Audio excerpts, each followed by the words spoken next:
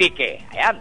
Kung may kamag-anak po kayo, nasa labas ng Antique, nasa ibang panig ng bansang Pilipinas, o di kaya, nasa ibang panig ng buong mundo, sabihan po niyo sila, pwede silang makinig kay Atty. Batas Mauricio sa DYKA. Pwede silang makinig sa lahat ng palatuntunan sa DYKA, saan man panig ng buong mundo, saan man sa abroad sila nandun.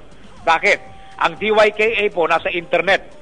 Dalawa ang internet kung saan nyo mapapakinggan ang DYKA at ang kakampi mong batas kasama si Atty. Batas Mauricio. Ano po yung mga website sa internet?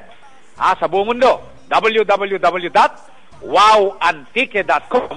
Ulitin natin, www.wowantique.com at www.kiniraya.com. Sabihin po ninyo yung mga kamag-anak nyong nasa abroad at nasa labas ng Pilipinas, pwede kayong makinig dito sa Antique, kahit sa ang panig ng buong mundo sila nandoon, basta't magtungo sila sa website na yan. At kung meron po sila mga problemang legal na mahaba-haba ang pagpapaliwanag, gusto nilang ipadala yan kay Atty. Batas Mauricio, ang gagawin po nila, ipapadala nila yan sa website ni Batas sa internet. May website po si Atty. Batas sa internet. Ito po yung website. Isulat nyo, www.batasnews.com. Isang salita lang po yan, tuloy-tuloy. Puro small letters. www.batasnews.com. Yan po ang website ni Atty. Batas Mauricio sa internet. Basahin po ninyo, ipabasa ninyo kahit sa panig ng buong mundo nandoon ang inyong mga kamag-anak. Ayan. Maraming salamat. Tuloy-tuloy po tayo sa mga problemang legal. Si Atty. Batas Mauricio pa rin po ang inyong nakakasama, tumutugon sa inyong mga katanungan sa batas. Narito po yung karagdagang katanungan. Sabi niya,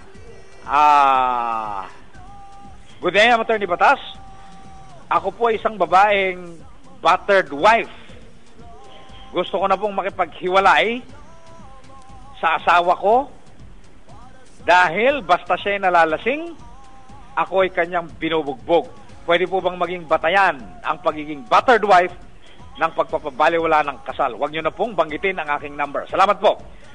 Sa ilalim po ng Family Code, Artikulo 36, nakasaad po dyan na kung ang isang asawa ay hindi na nakakaganap sa kanyang mga tungkulin bilang kanyang asawa, po pwede na siyang demandahin para mapaulang bisa ang kasal nila ng kanyang asawang agrabyado. Yan. Ang tawag niyan sa Ingles, sa Article 36 ng Family Code, psychological incapacity to discharge marital obligation. Alam mo, Vic Nomad, pagka yung lalaki o babae ay mayroong psychological incapacity to discharge marital obligation, hindi na niya nagagampanan ng kanyang tungkulin. At batay sa Family Code, pwede na siyang demandahin para mapaulang bisa ang kasal sa lalaki o babaeng yan. Ganyan yan. Paano patutunayan na may psychological incapacity o hindi na kaya ng isang asawa nagampanan ng kanyang mga tungkulin bilang may asawa? Kailangan po niyong kumuha ng psychologist o ng isang doktor na titestigo na hindi na niya kayang gampanan ng kanyang mga tungkulin. Tapos, isampan niyo ang kaso sa Regional Trial Court at yung kasong yan ang siyang magiging batayan para mapaulang bisa ang inyong kasal. Okay?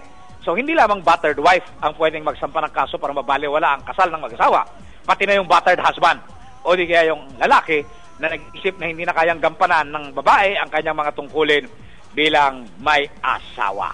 Okay? Maraming salamat po. Tuloy-tuloy po tayo sa ating pagtuntunan. Kakampi mo ang batas sa DYKA live and direct mula po sa Catholic Media Network dito po sa San Jose, Antique. Si Batas, Atty. Batas Mauricio po inyong nakakasama. Tumutugon sa inyong mga problemang legal at mga katanungan sa batas. Maaari pa rin kayong mag-text. Ngayon din po, babasahin natin yung mga text at sasagutin natin ang inyong mga katanungan legal. Ang cellphone number ni Atty. Batas Mauricio, 0922-833